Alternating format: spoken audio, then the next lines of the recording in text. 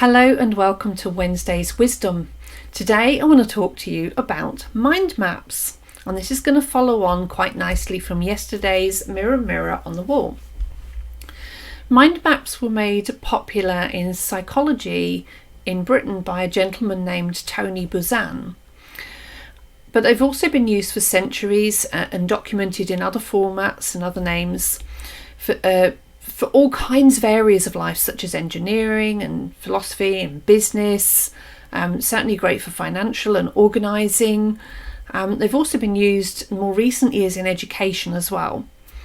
However, I've found that they're also very, very good for helping with personal development in terms of dealing with emotional awareness of where you are now and getting an objective view of all the things that you are struggling with and finding overwhelm and anxiety about. There's some really great ways to use them within personal development and emotional awareness.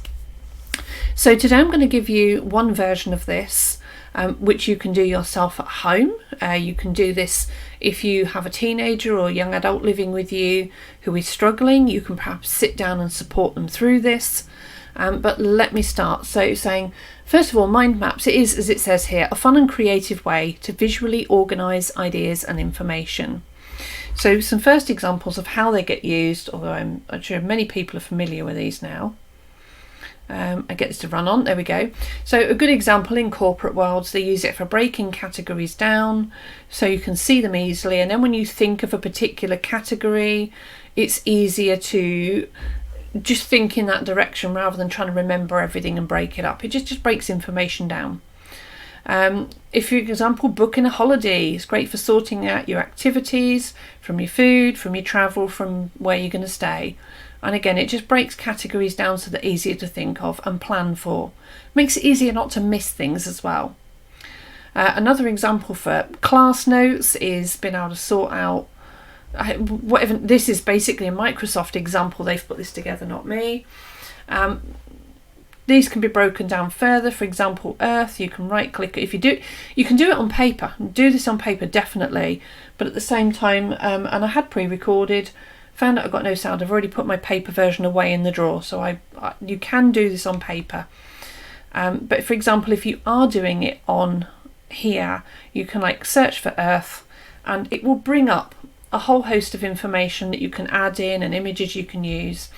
But on paper, you can attach things, stick them on, lead off to other bits of paper, do whatever you need. However, it's the personal development bit that I want to take you to. And this is the version that I use, and it's from the Smart Art, but you can say just do it on paper if you need be for simplicity. But the Smart Art is great because you can add in this hierarchy. And it's just very simple horizontal hierarchy. You can do it the other way, starting at the top and work down if it suits you better. Well, I start with writing me. You can write your name. I could write my name Kay, but if you're doing it, write your name. If you've got a teenager doing it, they can write their name. Break the next level down into the key areas of life. So whether it is school or work, family, which is home, you could write home. So you could write school, home, and hobbies, for example, social life. Because those are the three key areas in which all humans exist: for home, school, school or work, and social life. That, if you're not doing them, you're homeless, you're jobless, or without education, and they're like the three key areas of life. So start with them because it's a great starting point for working out where your problems begin, but also recognising which areas of life are less of a problem or actually quite a strength in your life.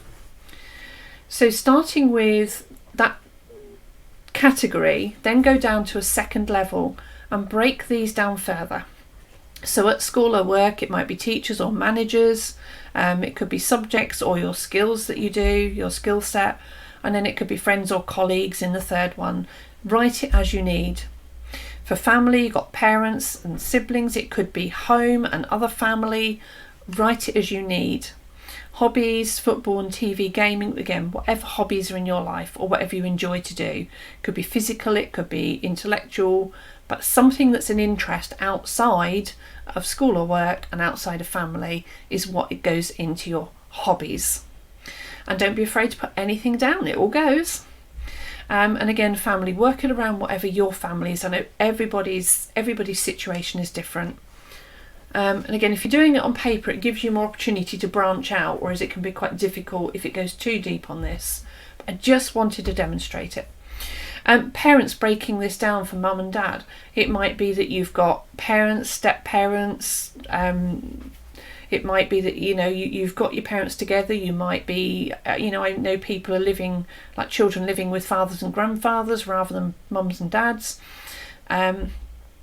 Break it down as you need. You might be living with grandparents, aunts and uncles, carers, but write it as your family needs to be.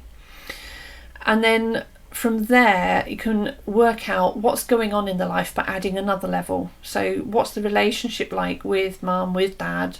What are the challenges that are going on? Things coming up, things that have already happened, what's ever on the top of their mind. That's the thing that matters. What's the key things on top of their mind that go on that next level? And the same with siblings. If there's anything, even if it just makes them feel happy, or they're angry with that one, or they don't want to talk to that one, maybe they love their sister but they miss them because they're off at university, an older sister. Write down whatever you need to for them. And the same with hobbies. And the great thing about this is it takes all of that information that is swirling around in this beautiful brain like an overzealous washing machine, just jumbling life up between these two ears and all this vacancy in between.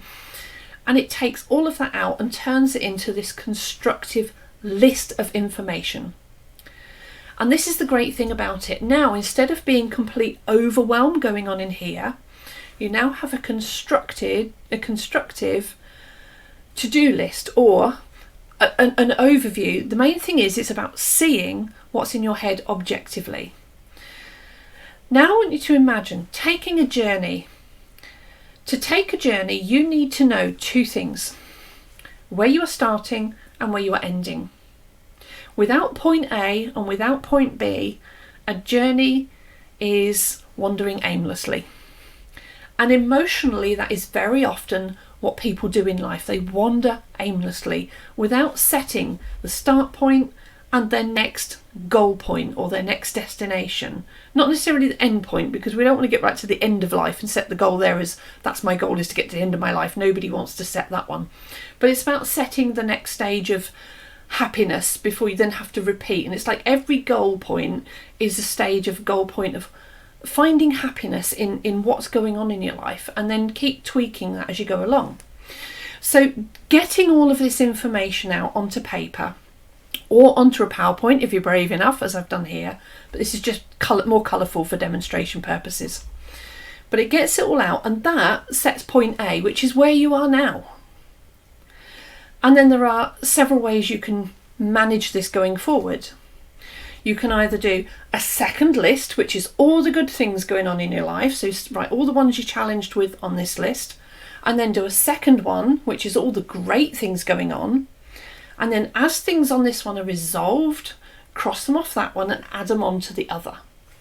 Or you can do these all on pen and paper, and then as each one is resolved, colour in a bright cheerful colour to say, yes, I'm happy with that one, or put a tick by it, or circle it, whatever you need to do. Get creative with it. That's the main thing. Get creative and turn it into something that's showing you progress. Or if you're working with a teenager, or somebody in your family, somebody else you're working with, whether you're in school maybe or a workplace, if you're helping somebody else, it's giving them that visual as life progresses and improves. So that is my mirror on the wall moment today. Yesterday we talked about looking in the mirror and seeing yourself as though you are that other person. And today this is an even a more advanced way of taking what's been used for years and centuries within civilizations to organise and hierarchy information, and turning this jumbled up washing machine of overwhelming emotions into an organised to-do list for resolving challenges that are holding emotions back. So I hope that is helpful to you all. Don't forget, please, to subscribe, like, hit the notification bell, and drop me comments on how you find this video. I love feedback. It lets me know what I can do to make things even better for you. It all goes on my to-do list. So thank you very much, everybody. Hugs and healing, and see you all again tomorrow for Thank You Thursday.